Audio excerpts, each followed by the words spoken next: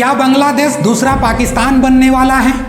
क्या बांग्लादेश जिस तरीका से अपनी खुशनसीबी को खो दी है, अपनी बदनसीबी को अपने साथ ले ली है, क्या ऐसा लगता है कि बांग्लादेश पूरी तरीका से बर्बाद हो गया, बांग्लादेश पूरी तरीका से अब तहस नहस हो गया?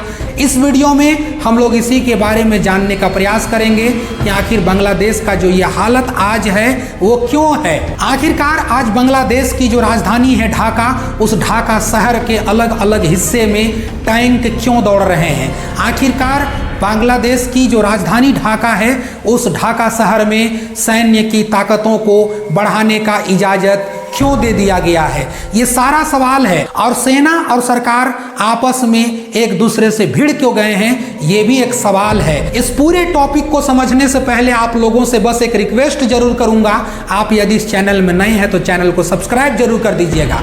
इस चैनल में आप लोगों को बहुत कुछ मिलेगा जो कि डेली घटना घटती है हमारे देश में विदेश में, उन सारी घटनाओं को ला करके हम आपके सामने रखते हैं। तो आइए हम लोग इसके बाद वापस टॉपिक में लौटते हैं। बांग्लादेश की सड़कों पर इन दिनों टैंकों का हुजूम घूम रहा है। बांग्लादेश की सड़कों पर, ढाका के अलग अलग शहरों पर पूरी तरीका से सेना की मुस्तैदी को बढ़ा दिया गया है। ढाका के अलग अलग शहरों के इलाकों पर देखा जा रहा है लोगों के द्वारा कि किस तरीका से सरकार और जो सेना है उस सेना के बीच में टकराव हो रही है। आप सभी को याद होगा जब स्टूडेंट का प्रोटेस्ट होता है, स्टूडेंटों ने अपना प्रोटेस्ट किया, हालांकि बाद में ये सबको पता चल गया कि ये तो स्टूडेंट का प्रोटेस्ट था ही नहीं, ये तो किसी और का प्रोटेस्ट था।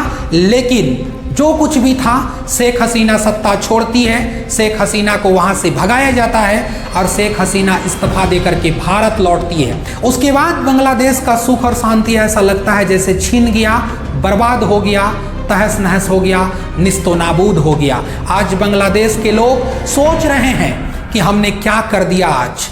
जिस बांग्लादेश को बनाने के लिए शेख मुजीबुर रहमान ने इतनी कुर्बानी दिया, आज उसी का प्रतिमा तोड़ करके हमने बांग्लादेश को एक ऐसी आग में झोंक दिया जिसका ईंधन आज हम सभी बन रहे हैं। बांग्लादेशियों का समझ में आ गया कि आंदोलन होने के बाद जब शेख हसीना वहां से सत्ता छोड़ती है और आती है भारत, उसके बाद नया नया संकट वहां देखने के लिए मिलता है। अंतरिम सरकार जो नोबेल विनर खान यूनुस है और वही सत्ता को संभालने के लिए अपना पद पर बैठते हैं। हालांकि जब शुरुआत में खान यूनुस ने इस सत्ता को संभालने के लिए पद पर बैठे थे तब सेना भी उनका स्वागत किया था, सेना उसका साथ दी थी।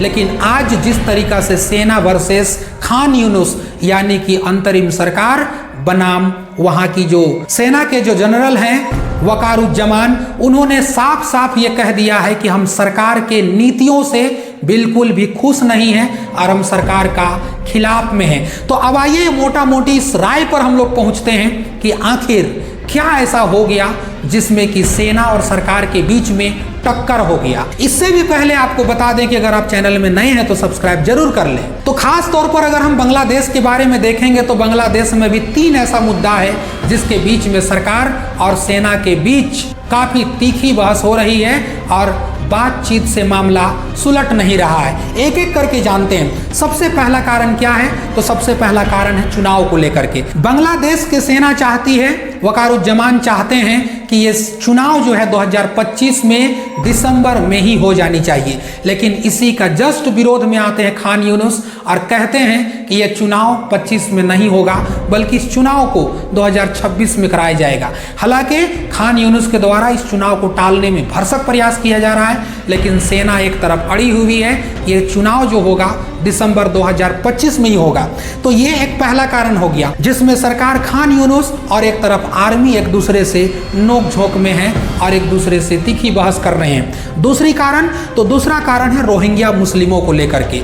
आपको पता होगा रोहिंग्या मुस्लिम जो कि म्यांमार, पहले वर्मा था म्यांमार हुआ, उसमें एक राज्य है रखाइन राज्य। उस राज्य में जितने भी म्यांमार के रोहिंग्या मुस्लिम रहते हैं, खान यूनुस का मानना है कि उन लोगों को मदद पहुंचाई जाए और वहां तक मदद पहुंचाने के लिए कॉरिडोर बनाया जाए और जिसकी सहायता से बांग्लादेश उन रोहिंग्या मुस्लिमों को मदद पहुंचा सकता है। लेकिन इसमें भी सेना ने नाराजगी जताई है। सेना का ये मानना है कि यदि हम बॉर्डर खोलते हैं तो हमारी सुरक्षा के लिए और हमारी जो सीमा है उसके लिए खतरा हो सकती है, ऐसा हम नहीं कर सकते हैं। तो दूसरा टकराव तो ये हो गया।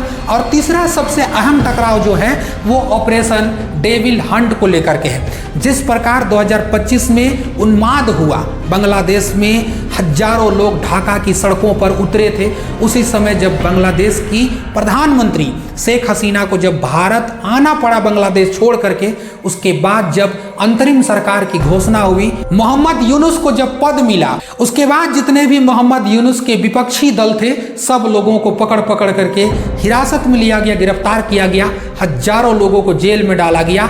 यहाँ तक कि जो शेख हसीना के समर्थक थे उन सभी को भी पकड़ पकड़ करके जेल में डाला गया, सब लोगों को गिरफ्तार किया गया। अब सेना इसी बात को विरोध कर रही है कि ऐसा नहीं होना चाहिए। अब ये मामला दोनों के बीच में गंभीर समस्या बनके उत्पन्न हो गया है। अब आप ही सोच सकते हैं कि सेना और सरकार एक दूसरे का जब जानी दुश्मन बन जाए तो बताइए वहां का आम नागरिकों का क्या हाल होगा। बांग्लादेश के देशवासियों को सोचना चाहिए था, जिन भारत ने 1971 में उसे आज़ाद करवाया था, अलग पाकिस्तान से बनाया था, आज तुम्हारा बांग्लादेश उसी पाकिस्तान के राह पर चल रही है। कहीं ऐसा ना हो कि फिर से सेना की शासन लागू हो जाए जैसे कि म्यांमार में हुआ, जैसे कि पाकिस्तान में पूरा कंट्रोल हो रहा है। कहीं ऐसा ना हो कि अगला देश, अगला पाकिस्तान बांग्लादेश बन जाए। तो सभी का निगाहें, पूरी दुनिया का निगाहें अभी बांग्लादेश की ओर है, बांग्लादेश की ओर सबकी निगाहें हैं और सब चाहते हैं कि बांग्लादेश में किसी भी तरीक़ा से बात हो,